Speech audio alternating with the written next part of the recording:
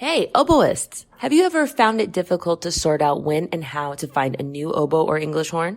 Oboe Chicago streamlines the process, providing personal and professional consultation and a large selection of lovely instruments.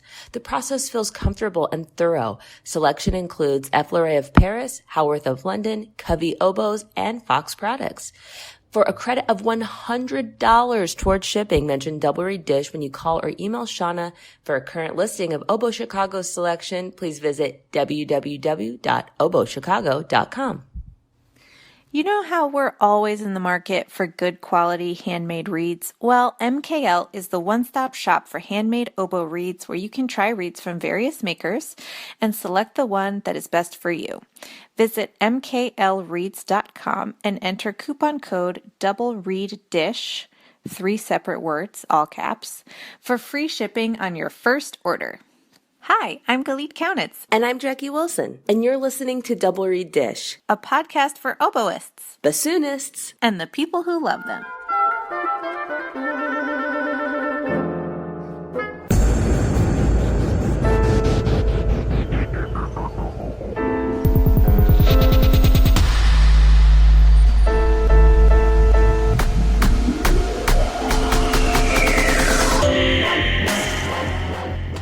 It is like late. So if I feel low energy, it's because I am kind of low energy. And when I say late, I mean it's 8 p.m. But if everyone will remember that I'm an early riser, it is getting very near my bedtime. And so I'm feeling a little cranky pants. It is literally 8:07 p.m. I'm tired. Let me go to bed. Well, you've been doing really good about your 5 a.m. run, so that's probably why you're so tired. Oh, yes. And tomorrow, day after tomorrow is my very first 5K. I don't know what I was thinking. I signed up for one. I'm feeling ready to win this race. Yeah, you're going to win it. I definitely think I'll be first place. Oh, I'm so excited for you. That's going to be great. My goals are to don't fall, don't walk, don't quit, don't get sick. If I can do those things, then it's going to be a victory for me. Those all sound perfectly reasonable and achievable. Yeah. So it'll be good if I can get some sleep. Oh, sorry.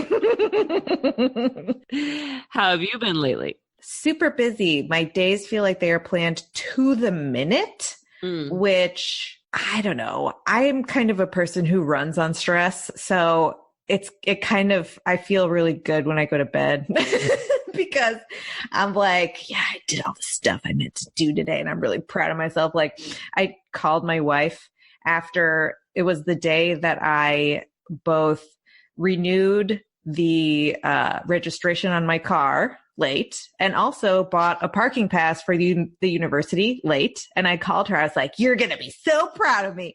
I am driving legally and parking legally. And she was like, oh my God. Living my best life over here. I was legitimately so proud of myself. But otherwise, I've been practicing a ton. I actually took an audition on Sunday. I've been gigging. It's been busy. It's been crazy. Oh, and hanging out with Luna. Well, before we get into that anymore, I feel the need to clarify for people who cannot tell us apart. That is Galit, who was doing all the illegal things. Jackie is a legal beagle. But I like how you slyly slid in there that you took an audition. How'd that go, girl? It was good because I won. Oh, my gosh. Yay. So, I mean, you've been talking about how busy that you were, but you just had this success. So how has practicing been fitting into being busy and jam-packed days? Well, practicing not as much as I wanted to, but the quality of the practicing was really good. Like, I immediately pulled out my recording app and would record my excerpts. And it was an interesting experience because, number one, I got lucky because all of the excerpts that were chosen from the list were excerpts that I felt really confident on.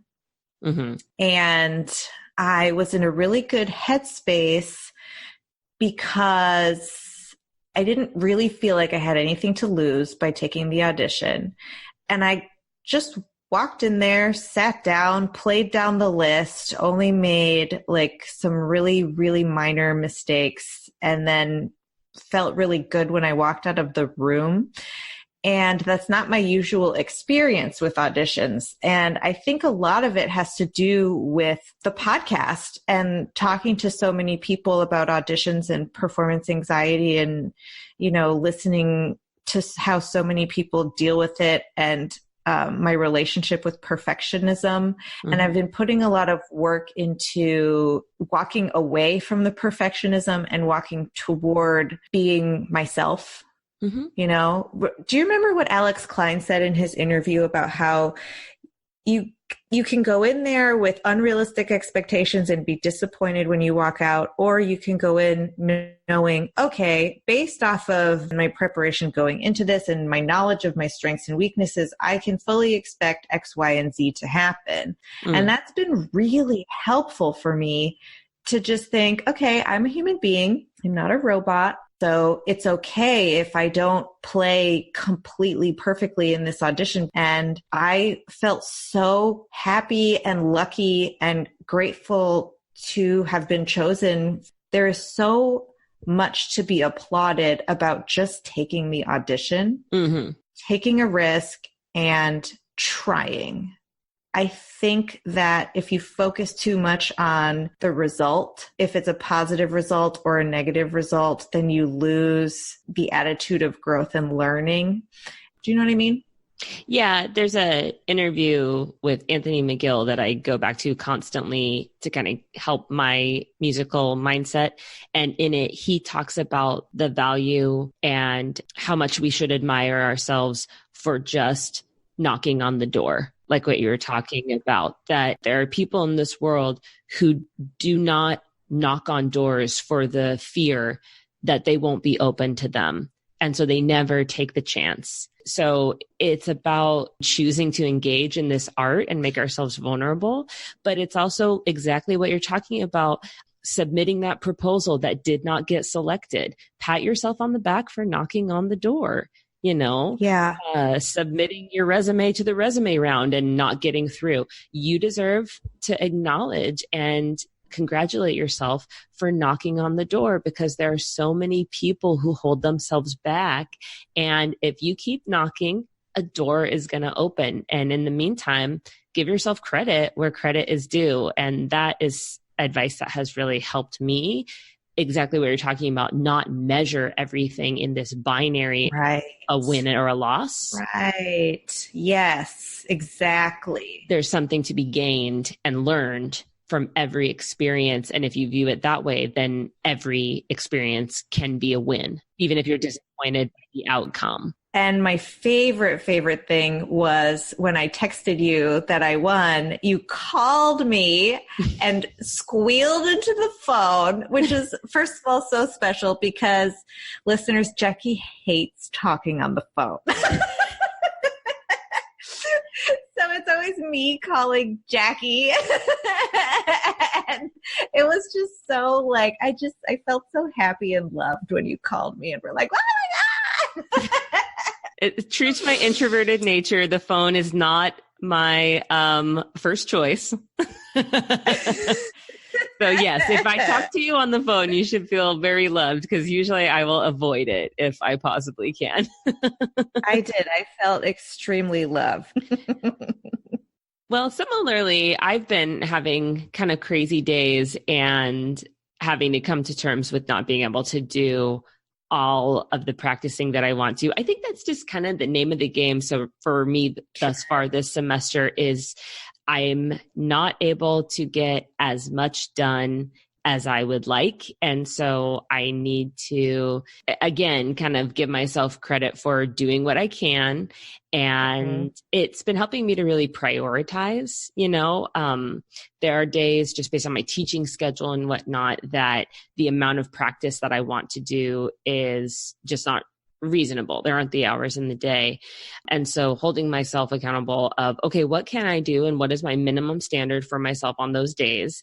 And to balance those days, the ones that are less jam-packed, what do you need to do on those? Just having a plan on what is realistic, sticking to that plan, and then giving myself credit for sticking to the plan.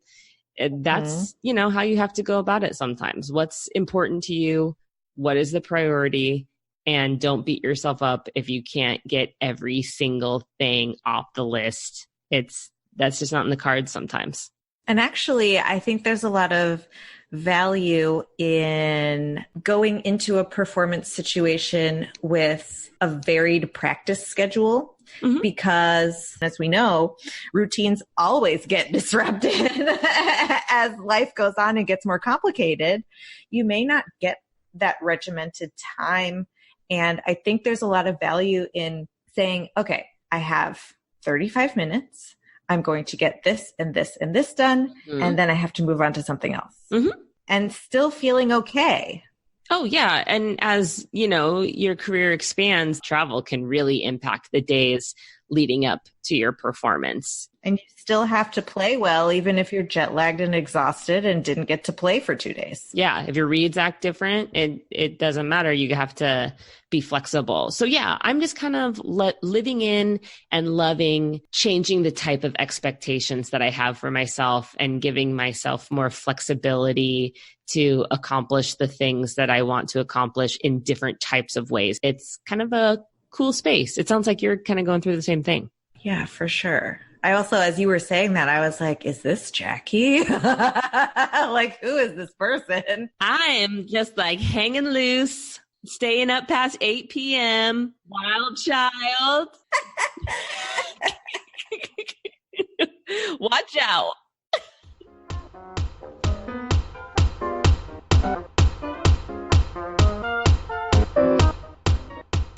No matter where you live, Double or Nothing is there for you. Dedicated to providing excellent handmade oboe and bassoon reeds to discriminating double reed players of all ages and abilities, Double or Nothing Reeds has recently expanded to sell double reed tools and supplies, gift items, and more. This includes knives, knife blades, thread, staples, cane, bags, and resources for students. As authorized Fox and Yamaha dealers, they offer an extensive range of oboes and bassoons for all levels. In addition, they sell quality used instruments on consignment. If you're looking for private oboe lessons but can't find anyone nearby, Double or Nothing Reeds offers oboe lessons via Skype. Visit doubleornothingreeds.com for good quality and affordable reed making supplies and accessories, lessons, instruments, and much more. Whether you're an oboist or a bassoonist, everyone is on the lookout for a great reed knife. And good news, Genda Industries is making the reed knife great again with the Student Reed Knife by Genda. Genda Industries is known for its amazing quality and service in the double reed world, and in a world where the term student quality associates with cheap and disposable, Genda Industries is winning by making the best student reed knife ever. The Student Reed Knife features a tapered handle that will fit any hand size as you grow, a high-quality stainless steel blade that won't rust, and it's actually sharpened, you guys. It's ready for use right out of the box. It's designed to be used when learning how to sharpen, and most importantly, since it's a Genda reed knife, it is 100% supported by Genda. Plain and simple, the Student Reed Knife by Genda is the knife you'll want as you start your reed making and adjusting journey. Add the code DRDGenda, that's all capitals, no spaces, at checkout, and get 10% off any Genda reed knife, maintenance kit, reed knife, sharpening book, cutting stone, or reed tool roll. Visit them now at gendaindustries.com. Oh, and they're much more than just reed knives.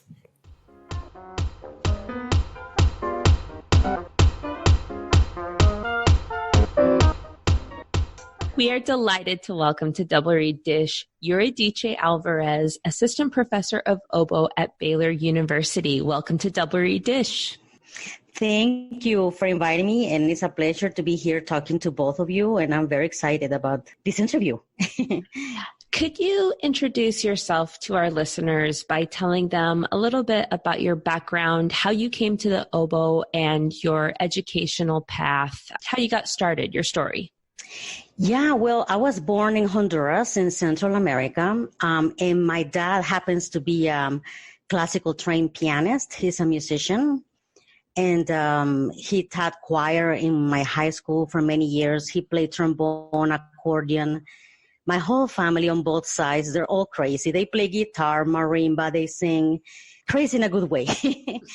I come from a family of musicians, actually. My mom sings, my brother plays cello, and I went to church when I was growing up, and my dad was the music minister. So I was exposed to music since I was born, actually. So I used to sing a lot in gigs with my dad in many weddings in church since I was 5 years old, I think. And then when I was 7, when I could read, my dad taught me piano. And I was a little taking lessons from my dad. He was strict. So I'm like, I don't want to play piano. And then he was like, well, you're going to go to the conservatory then. So he enrolled me in the School of Music, Victoriano Lopez, in our city, in San Pedro Sula. And this is kind of like a conservatory type. It's a school of music that is in the afternoons. So I used to go to regular high school in the morning from 6:30 a.m. or something to 1. And then this school of music was from 1:45 to 6:45 every day for 5 years. And to enter into the School of Music, you have to go through a test of aptitudes to see if you can be a musician, literally.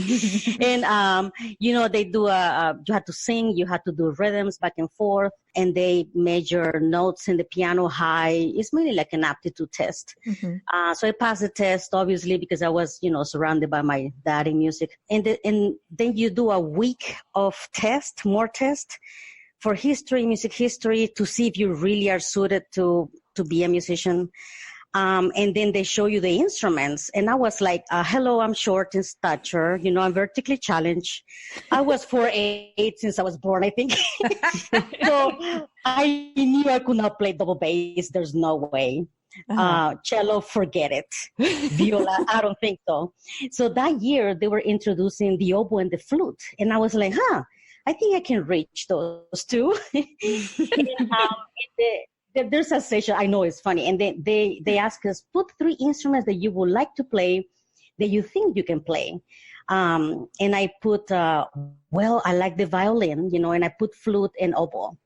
And then each teacher will measure you physically, like your teeth, the palm of your hand, your fingers, your lips. If you could blow a reed, So I went to the violin teacher, and he's like, pass this bow.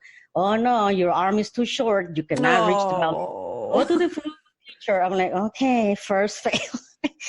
So I went to the flute teacher, and she made me blow into the head joint. She's like, you have lips and the cheeks of an oboe player. Go to the oboe teacher. And you cannot reach the low C anyways. Your arm is too short. I was like, okay, thank you for the support and encouragement. So I went to the oboe teacher, and he just looked at me like, what is this little girl doing here?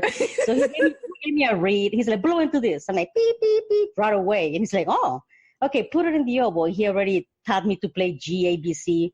He said, okay, you cannot play oboe. You can play oboe. And I was like, yay, I got an instrument.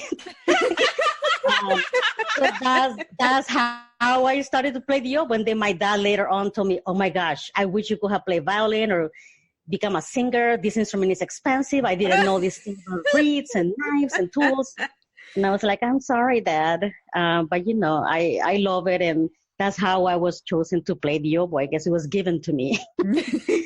The oboe teacher was the Hufflepuff teacher of your school. Yeah, exactly. Yeah. So talk us through the rest of your oboe development. How did you come to study in the United States? Yeah, well, after the 5 years that I was in the Victoriano Lopez, I played a lot, and I was dedicated. I was full core, discipline, and I really wanted to study oboe professionally outside of Honduras. Sadly, in my country, there's not too much support for the arts by the government. So, sadly, when you get to a point that you're very successful, you have to flee or leave and study somewhere else, like Europe or United States. So I have some friends actually at the University of Southern Mississippi, where you are teaching, Galit. That's right. There were a few Hondurans that I went to school with at the Victoriano Lopez, and they told me, Yuri, you can get a scholarship, apply. So I applied, and I got a scholarship there and Temple University and some other universities. But because my dad is a musician and he, he went through the struggles of being a professional musician back home, he didn't want me to be a musician. And in our culture, it's a little different. Parenthood, well, in my days, because I'm older, now it must be different. You do what your parents tell you until you get married. And, and that's the way it goes. You cannot say no to your dad. So he told me, please study anything else but music. I don't want you to starve. I don't want you to go through the struggles I went through. And actually, he enrolled me to the private university in Honduras. And I enrolled in the computer engineering. And while I was doing the computer engineering degree, I was teaching in the conservatory I just graduated from. So I taught at the Victoriano Lopez from 4 years, I think, from 94 to 98. And I had 8 classes left for the computer engineering degree. I mean, I liked it, but I don't adore programming and calculus and physics for engineering and differential equations, that gives me palpitations these days, those classes. So my brain is not meant for those type of things. And I was like, Dad, I hate it. I don't like it. I'm passing the classes, doing what you told me. And then I applied for USM again. And they gave me, a great scholarship. And I told him, I really want to do oboe. I'm a musician at heart, And he's like, okay, I'll let you go, but please finish the degree. And I never finished it to this day. And he was a little upset with me for a few years because I didn't pursue that degree. But then he understood that, this is my passion. This is what I love. And actually, I'm a musician because of my dad. Since I was growing up, the only thing I heard was Mozart, Beethoven, Chopin, Verdi. Maybe until I was 28, I started listening to other type of music that it was not classical music. So that was rooted in me, that was very part of my being in classical music. So that's why I came here and I did my undergrad at USM with Dr. Patricia Malone. Kali, you know her. I love her. I know, and she helped me so much, and she was the most generous, kind soul, great teacher to me, great mentor to this day. When I asked her, Dr. Malone, my reads, calm down, Yuri, calm down. So to this day, I have a very close relationship with her, and she has come to some of my recitals, and we were just together at this past IDRS in Tampa. And so she was my mentor, and then she encouraged me to apply for my master's in performance. And I was going to go either to UT or Baylor. But Baylor, I met Dr. Deloach. I came to the campus, and I don't think I came to the campus. I don't remember. But I know Baylor offered me a really great scholarship. And, as an international student, a scholarship is very important. We get different type of scholarships, and fees and all that is just totally different. And it was a better fit for me. And I adore Dr. Deloach. And I also like Dr. Henderson, high respect. But, Baylor offered me more scholarship money. So I decided to do my master's there. And I was at Baylor for 2 years. And then I was a little burnout, tired. And I was like, well, what if I do performer certificate or artist diploma while I wait to do my doctorate? And Dr. Deloach is like, no, do your doctorate now. I'm like, okay, ma'am, yes. So I just follow her advice, and I auditioned to 5 schools. And I went, I auditioned for Mr. Kumar at Eastman. I took a lesson with him first, and I adore him, the way he teaches, and he's the legend in this country for oboe pedagogy. And then I went to audition, and he told me, are you sure you want to do a doctorate? This is very intense here. I'm like, yes, Mr. Kimura, I want to study with you. And then he said, but the comms, and the academic classes, I didn't know what I was getting into, really. I was just like, I adore the oboe, I adore this man, I'm going to make reads and practice. But I was not fully aware of how hardcore Eastman was regarding academics and the comms, exams to graduate, But he told me, I accept you. I like the way you play, blah, blah, blah. And I ended up doing my doctorate. Eastman. It was rough. It was cold. It was full of snow for a week nonstop. But I really treasure my time in all these three institutions. Also to this day, Dr. Deloach, Mr. Pilmer, and Dr. Patricia Malone are mentors to me. They guide me, and I ask them advice, and they have been great teachers to me. So that's my whole oboe career. I think I said everything everything you asked me. I forgot. Perfect.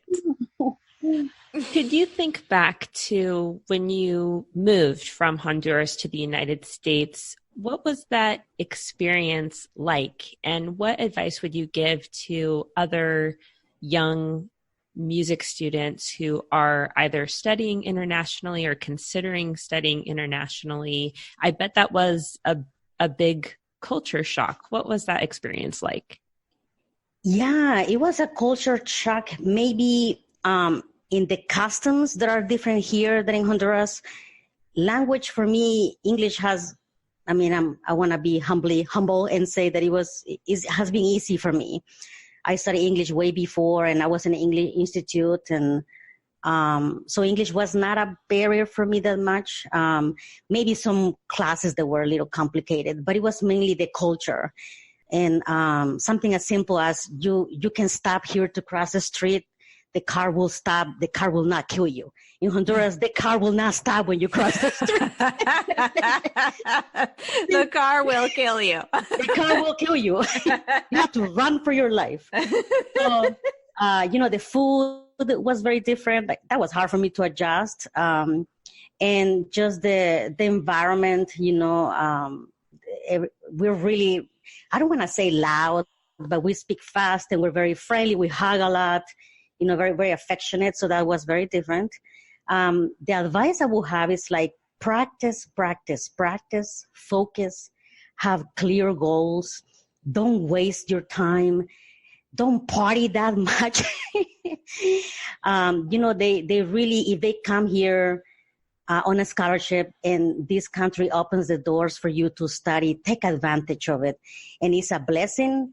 It's a luxury.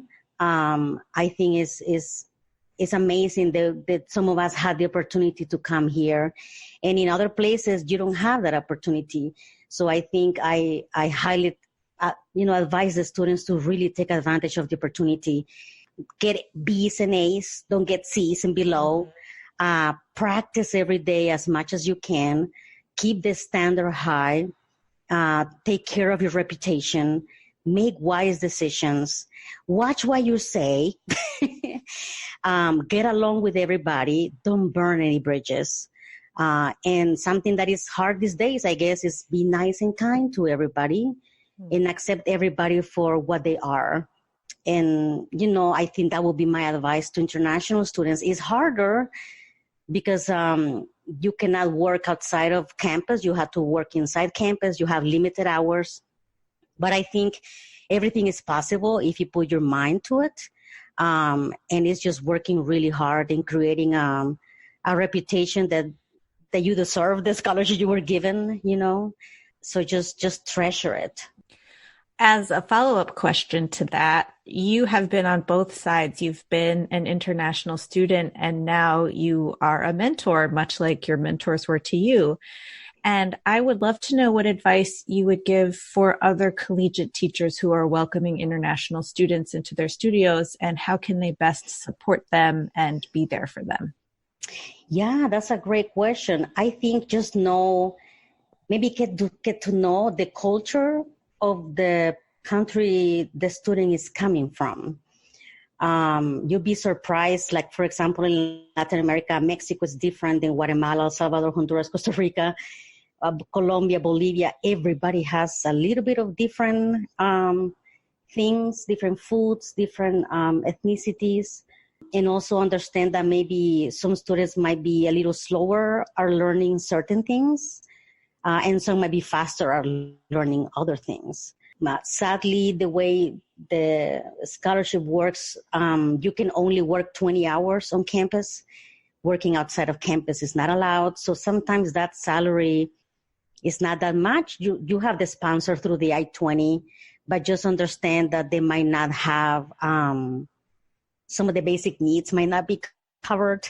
So I usually, if I have international students on institutions, I know there are churches that can give, plates or, a bed, a mattress or something. So I try to help the students in that sense, and there'll be something to help them with.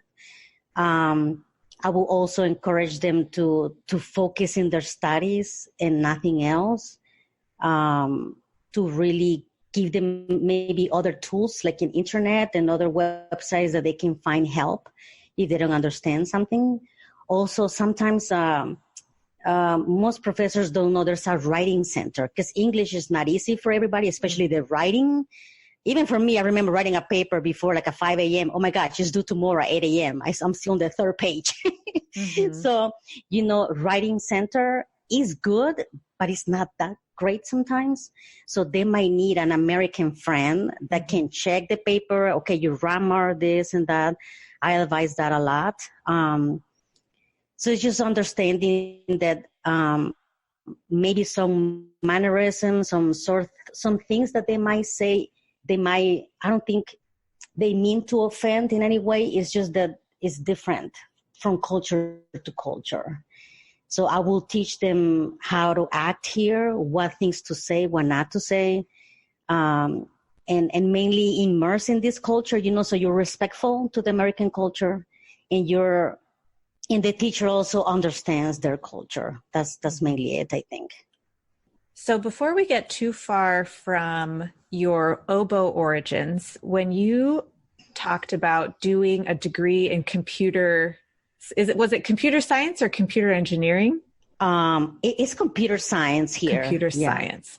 I just had this sudden curiosity of wondering if all of those computer left brain classes found their way into your oboe teaching. Do you ever use those really concrete left-brained analytical ways of looking at the world when you're teaching the oboe? Yeah, a little bit, I guess. Yeah, I still have friends from that degree. We have a WhatsApp group and we still talk to each other. It's funny. Yeah, I will say that I micro-analyze more scores and music in a way than other people will do. It even bothers my students sometimes when someone else, oh my God, you're a nerd. Why are you analyzing this bar, this major? That might be one trait. And also I just highly respect those people, in the engineering computer world, that their mind just works a little bit different. With reed making, I used to do it, but not that much. And so I will say it's mainly when analyzing scores and analyzing the music for phrasing, for rhythms, for group notes and stuff like that. I tend to do a little more. So you really dig for the concrete facts. Yeah.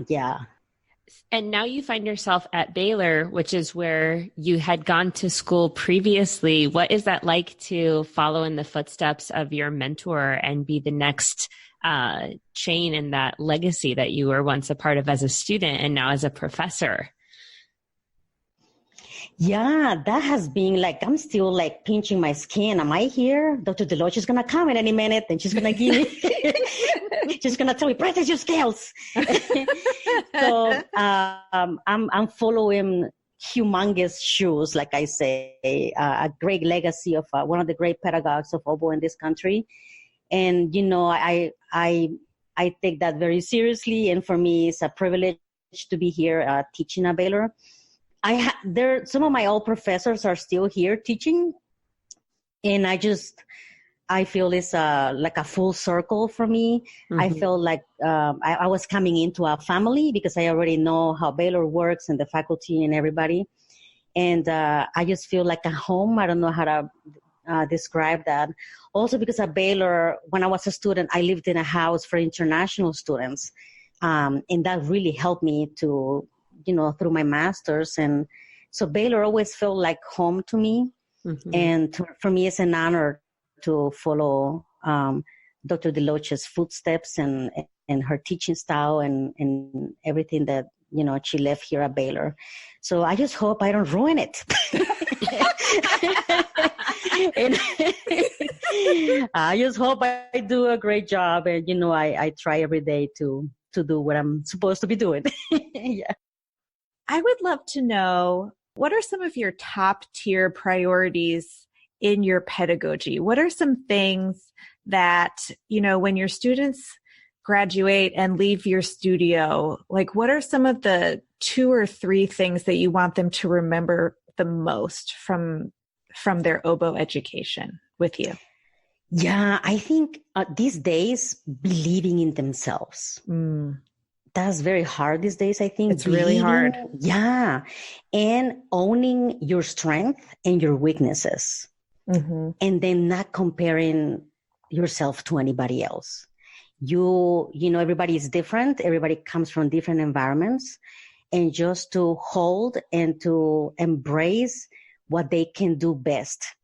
If it's vibrato, more phrasing, more, play more dynamics, or I'm better at singing, I can play piano really well. Some oboists, we are so self-critical, well, masochist actually. And, we always like, I don't know, we're so judgmental of ourselves. And I find that with oboe and the students, and I would like for them just to get out of here.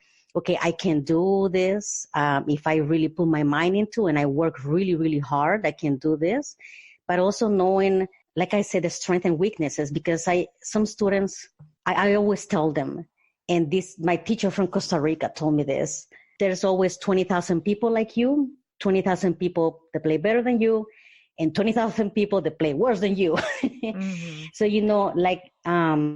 owning the reality of their abilities, I think for me is very important these days. And in addition to your duties as a teacher and pedagogue, of course, you maintain an active performance schedule. And before we get into that more, how do you go about balancing the two and making sure you make the most of your practice time, given that your schedule is so busy and jam-packed? How do you achieve that balance? Well, I'm still trying to balance balance my schedule. If you have any ideas, please let me know. No, it is very hard. It's very hard. Especially for me, it's mainly balancing read making and practicing. Mm-hmm. It's like, when am I going to make reads for me? When am I going to practice? Everybody knows this. I am not a morning person. My brain starts working like around 9:30, 10 maybe. So I'm a night person. So usually I do everything after I'm done with classes and everything. I don't know how I still have energy. Well, I'll drink some coffee and then I'll have some energy. But I do most of it at night, like after I'm done teaching. After dinner, I will make reads and practice. Because as a student, I used to practice really late at night, like midnight to 2 a.m. Whoa. I became an owl. So I cannot do anything in the morning. My brain doesn't work like that. But yeah, it's a little hard sometimes. Some days I can only make reads. Some days I can only practice one page of, Beethoven 9, and that's it. And so I have to really manage my schedule really well and prioritize what I have to practice, which passages I have to practice. And I think for me, read making is very important, to have working reads all the time, or, reads that can vibrate and, they can function. Mm-hmm. So that has been a little bit of a challenge this past year because of the change of work that I had. But I think I'm managing a little bit better. On the weekends also, I do a lot of practicing, and I tie a lot of reads, so they're already tied for the rest of the week. So I think that's what I'm doing most of the time right now. Do you ever struggle with performance anxiety with recitals or orchestral performances or master classes, or all of the millions of things that you have to do? And what techniques do you use to deal with that?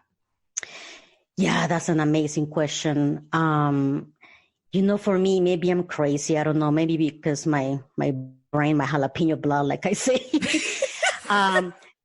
For me, meditation doesn't work, or teas, or banana, or pasta. I've tried all those things, and it doesn't, it goes to my hair. We have a saying in Spanish, like if something doesn't affect you, it goes to your hair. And you don't have a lot of curly hair, so it goes there somewhere. So for me, if I practice the music a lot, that gives me confidence. I have anxiety and maybe not anxiety, but I get nervous. I get nervous mainly. One thing recently that has happened is my oboe gets full of water, and I'm like, oh my gosh, she's going to get water in the high A, the high C. I have a lot of high notes. Why is this composer putting a lot of high notes? And then I get mad at the composer. But, it's just, there's something that has helped me is like breathing. I remember Deloach having this exercise of breathing in 6 beats, really slow, and then breathing out for 6 beats, really slow. That helps me. And then I also do stretches with my arms right before I go to play. And I try to think that nobody's against me. Nobody's there to kill my oboe and cut it in 4 parts, that they're just going to listen to music, and that actually I should make them their hour or 30 minutes better. They should get out of there less stressed out than what they came in. And most recently, what has calmed me down is just to remember where I came from. That's kind of silly to think of that, but I just remember my family, my parents, my country, and the situation sadly Honduras is going through right now. And that reassures me I should be thankful. I should be thankful for what I have. I should appreciate it. I think the nerves will always be there. I have seen interviews with amazing, famous artists, and they still get nervous. But it's just having peace in my heart that I practice as much as I could. Something else that helped me is something that Alex Klein said once in a masterclass. He said, I go to perform knowing already that this passage might work, it might not work. But I don't know why Alex Klein's saying that, because he can play upside down the oboe, on inside a river. So, but he said that, and I was like, that's a good point. He says, I might not play fast, I might miss some notes, but he already goes on stage knowing that, and that gives me more peace of heart, knowing that even though I practice this passage like 30,000 times, it might work, it might not work, and I have to be at peace with it. That sounds kind of weird, but I don't know, that helps me somehow. But I do tell my students, we have lectures on anxiety and stage fright, and I have a list of books that talk about that. I have handouts that cover everything from what to eat, what to wear, meditation, yoga, breathing exercises, because everybody's different. So different things work for everybody. And I tell the students, get to know yourself. Like, if you get anxiety, do you sweat? Do you start getting palpitations? Your ears hurt? Your eyes get all weird? Do you cry? Do you scream? Do you start jumping like crazy? What is your body doing? So, I think the first thing is getting to know what your body is going to do and trying to sort of accept that, and then try to see how you can address what the reaction of your body is doing before you perform.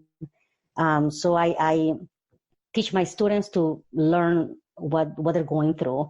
Also, we have a lot of stretches, exercises for arms and, just relaxing the body. I tell my students also to go chase a squirrel. That will give you, go chase something, and that will give you, that releases the stress a little bit. And I just remind them, why are you doing this? And we're masochists. Remember, I said that. But why are we playing the oboe? Why are we doing music? It's a beautiful art, and just to put your mind on that and not to let any negative thought come into your mind. That's really hard sometimes, because you're like, oh, my reed sucks. My reed is bright. My reed is too hard. What is my reed going to do? My oboe might crack in half.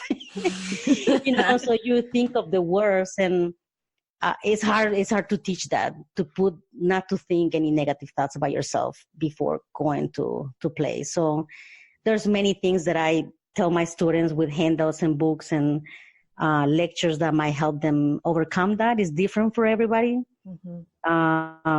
So, I just deal with it maybe a little bit different. Yeah. It seems like it's based in making your body feel good, putting your mind in a good place, right? Like thinking about the gratitude and how far you've come. And sometimes I even like to think Galit from 10 years ago would be so proud of you for doing this now. Exactly. Yeah. Yeah. And you're right. It's different for everybody. And I like that you said it's not even about denying the physical symptoms, but accepting the symptoms and saying, okay, just because I feel like this doesn't mean that I'm going to have a bad performance. I'm just going to feel like this. And that's how I feel when I perform. Exactly. Yeah, that's a great point. Yeah, even for me, what happens to me is my throat gets so dry. Yeah. I tell my students, it's like the Sahara Desert. And the Arizona desert, all the deserts combined is bare my throat. And I drink so much water and then, oh my gosh, I need to go to the restroom. This is not good. So, I already know I need to bite my tongue to produce saliva so I don't get, so it's different for everybody. Yeah. What is some of your favorite repertoire to play? Do you have favorite pieces, or is there a style or composer that you have championed in the process of doing your research as a professor? Yeah, well, I adore Bach, Johann Sebastian Bach. I've heard of him. Yeah. Yes. That guy in the Baroque period that used candles. Who is she? Who was that guy? Like I said, I grew up with my dad listening to a lot of classical music, and he liked Bach a lot. And the other composer I adored that didn't compose anything for the oboe was Chopin. Scriabin, I love Scriabin. But pieces for me that I love to play, of course, is Bach Mass B minor. Yes. That's one of my favorite pieces in the whole world. I had the privilege to play it twice, actually 3 times, 2 as first oboe and oboe d'amore, and once as second oboe. And I'm just literally in awe when I listen to the craftsmanship of Bach. It's just incredible. Also, I adore St. Matthew Passion, St. John Passion. So I love Baroque period a lot. One piece that I adore to play a lot, I just played it twice in my life, is Scheherazade. I know it's kind of weird, but I think it's one of the most amazing composers for every single instrument. So idiomatic. And I think Korsakov really take that instrumentation class seriously. Also, I love Mahler. I adore Mahler, the way he pinpoints all these different colors and combinations of timbres. It's just incredible. So I adore those composers. But also because my dad is a pianist, I also like everything related to the piano repertoire. Yeah. So I think Brahms, symphonies, I like Brahms. I should like everybody else, but no, I just like those. Yeah. Is there any piece that you'd love to play that you haven't played yet? Yeah, well, I would like to play it, but in a way, I don't want to play it because it's so exposed and I'll be having my Sahara Desert throat. It's Puccinella. Oh, yeah. Yeah, I had the privilege to play it once. I was subbing for the first oboist in Cheyenne Symphony. She was sick, and we just read through it once. And I was like, oh, okay, 1% of this piece, that's okay. But that's one piece that I never played, and I would love to do it before I depart this world. What are some past performances that stick out in your mind as absolute favorites when you look over the course of your career thus far? Yeah, well, actually going back to Mass B minor, when I played that as a first oboe d'amore, I really had a great time playing that. Also, when I played a Mahler 5, I have a friend in the Washington, D.C. area, and he teaches at Montgomery College, and they have a festival every summer, Masterworks Festival. And I got to play Mahler 5 there with them, and that was really amazing for me. It was a great experience. Also playing chamber music music. Actually, right now with my colleagues in the faculty quintet, I adore chamber music. That's one of my favorite things to do. But those two performances stick out, the Mahler 5 and Mass B minor. I would say other ones, but those are bad performances. Or not bad performances, but something that happened to me that I was like, oh my gosh, you know. Well, Glee. Yeah, my follow-up was going to be, do you have any memorable performances that are perhaps memorable in a bad way? Oh my gosh, yes. The first one that comes to mind, I moved from Mississippi to Colorado, and Colorado is high altitude. Greeley is like 4,600 feet. It's dry, like the Sahara Desert. So, I was at UNC playing with the faculty quintet. We were doing tambo, the Couperin for quintet. And actually, I was a little proud. I was like, man, I have this amazing reed, and it's great. And I'm going to sound like $1,000,000, and it's going to be amazing. And I remember Kilmer telling me, don't ever go on stage with only one reed. But silly me, I was like, I just forgot all about that. You had to take your whole reed case on stage in case something happens. So I had this amazing reed, but in the stage that we played, it was so insanely dry. I think it was like 14% dry or something. Gah. Yeah, so I started playing, the tumble, and then I was like, man, this reed is getting harder and harder. And I was pulling my guts out. And I was like, oh my gosh. And I finished the first movement and I'm like, oh my gosh, what in the world? And reeds there, they change while you're playing in seconds. It's just like very traumatic. High respect for oboes in Colorado, all my friends there. And then we skipped the second movement. So we went to the third movement. That beautiful theme. Uh-huh. I started playing and nothing came out. And I was like, what is going on? And they kept playing. And the flutists were looking at me, everybody was looking at me because they were thinking maybe her reed is dry or maybe she's very nervous. And I kept blowing and nothing was coming out of that instrument. And I just thought, oh my gosh, this oboe cracked in half. I don't know what I'm going to do. And they kept playing. And I looked at the reed and it was split in half all the way to the bottom. And I was just looking at the reed. I was like, this is not happening. This is not happening to me right now. So they finished playing, the movement without the oboe line, which is very important. And then we just stopped and I just got up and I said, I'm sorry, I'm having some technical difficulties. My reed split in half, the Colorado weather. I love Colorado. Be right back.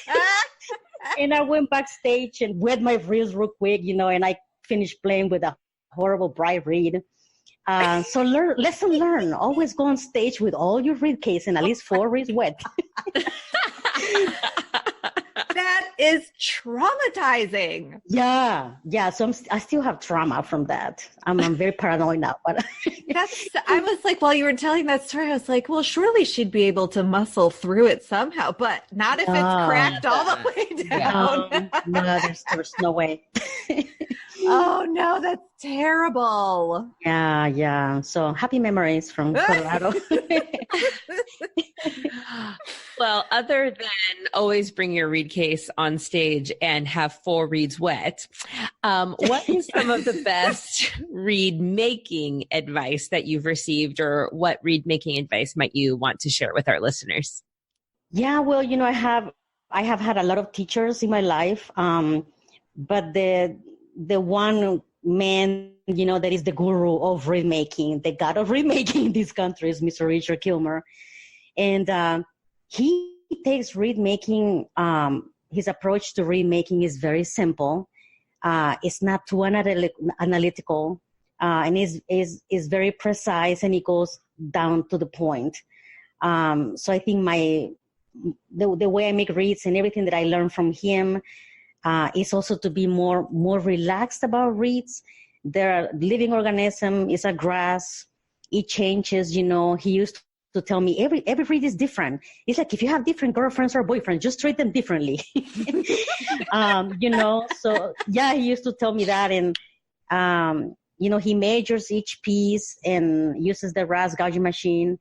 And he uses just Rigati cane, simple cane. You don't have to spend millions of dollars to get this fancy brand cane. He shapes it, ties it, makes it read right there. Like he can make it in 4 minutes, maybe 3. I don't know these days. And then just start scraping, make it vibrate, do the cut in, cut in the back and make it vibrate. So I think I learned a lot from his way to make reeds. In Colorado, it was a little different because I did have to change diameter.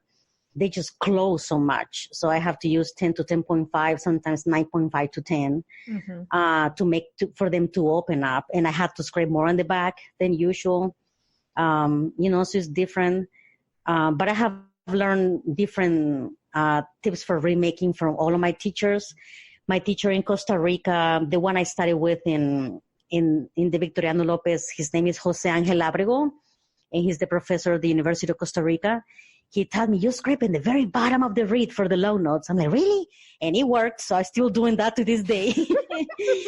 So I take from everybody where it can work for me.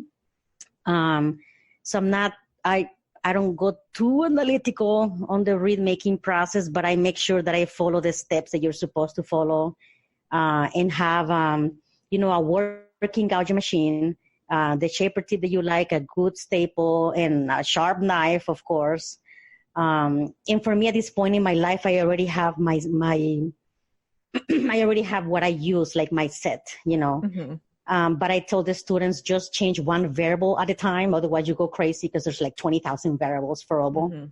I do reeds the day, you can make a reed in 10 minutes, but also I can do the process of tying one reed, wait the next day, do one part, add the back, add the heart, and then do it like in 4 days. In Colorado, that worked a lot, like in high altitude places, because the reed gets used to being tied and accommodating to being a reed. Also, after you split, let the cane set for hours or a whole day. I remember Kilmer telling me, what happens if they split you in half in 3 parts? You have to get used to be, split in 3 parts. I'm like, okay. So, cane changes, and you just have to, just treat it differently. And I don't know, it's just a grass. It's a living organism. And sometimes we forget that it'll change with weather, with rain, with cold. So I teach my students to have a journal, what staple is working, what gouging machine they use, how long you tied this shaper tip, So we go through that, especially with freshmen, sophomores, when they're still learning to make reeds. We have remaking classes to make it fun for them. Some people don't like making reeds, but it just comes with the business, right? You have to make reeds. Yeah. I don't know if that answered your question. I went off tangent. Well, all I know is that when IDRS is in Boulder, I'm going to call you up. Yes, I'll tell you the tips.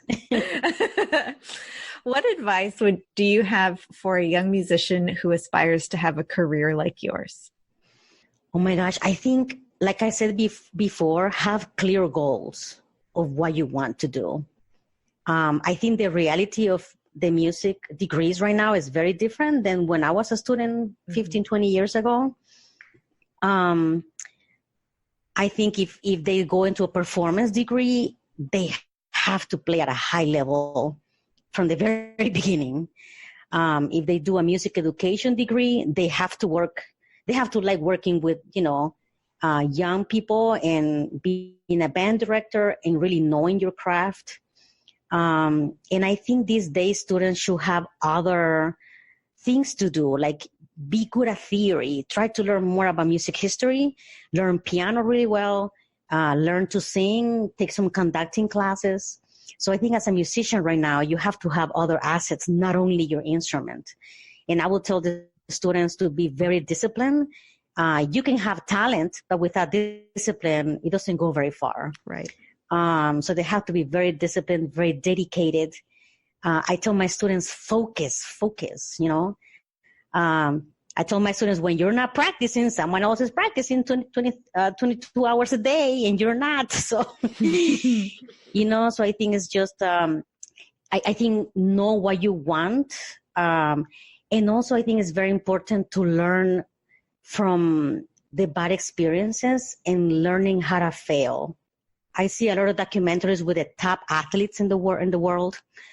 Serena Williams, Usain Bolt, for example, the Jamaican runner, the won gold medal 3 times, right? And his coach told him, you have to have very clear in your mind where you want to go, where you want to be. And you also have to learn from the mistakes and from your failures. And you have to learn, because if you don't learn how to fail, how you're going to learn how to win? And that's Usain Bolt, one of the best athletes in the world right now. Right. Well, he retired, but so I think it's telling the student there are going to be ups and downs. You have to develop a little bit of thick skin. My students laugh at me because I told them, okay, crocodile skin, iguana skin, on top of that turtle skin, and then, I don't know, like another dragon skin, that thick. That's how thick your skin should be.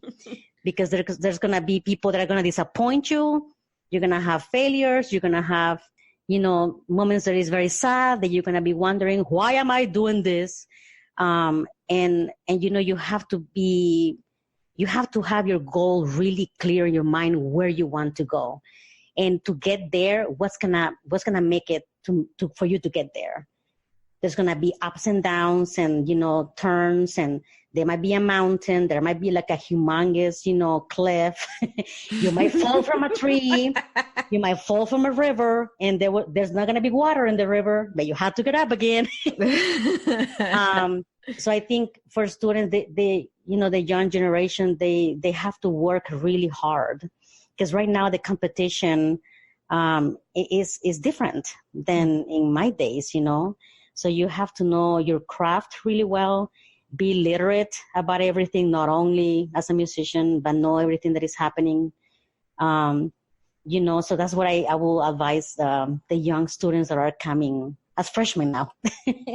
Yuri, thank you so much for this awesome interview. To close, I'd love to hear what you have coming up for the academic year that you're excited about. What performances on the horizon are you especially geared up for? Yeah, right now we just played a recital with my colleagues, the flute professor at Baylor, Dr. Charlotte Daniel, and Dr. Shoemaker, and we want to do a recital for flute, oboe, and bassoon early on, I think September, October. And then I'm going to go to Oklahoma University to play a recital there, teach a master class with my great friend Dan Schwartz. Yay, Dan. Yeah, we were classmates at Eastman, so I adore Dan. Mm-hmm. And then I'll do a faculty recital in November, play with my colleagues. I'm going to do Francais Trio, Leffler, Clara Schumann, and something else. I forgot. I don't know yet. We'll see. And we Waco Symphony, we have some very great repertoire. We're going to play Daphne St. Cloyd, Rachmaninoff Dances, Beethoven 5, and Strauss, and Spiegel. Sorry, I cannot pronounce it well. So I have to make a lot of reads. Yeah, those are some of the performances I have coming up. Thank you so much, Yuri. This was such a delight to talk to you. We really appreciate you spending some time with us on Double Reed Dish. Oh, thank you so much. And I just want to say thank you to both of you. And I just forgot to mention that one of my mentors is also Professor of Oboe in Costa Rica. I forgot to mention him, so I don't want to forget. Thank you so much to him also. Perfect.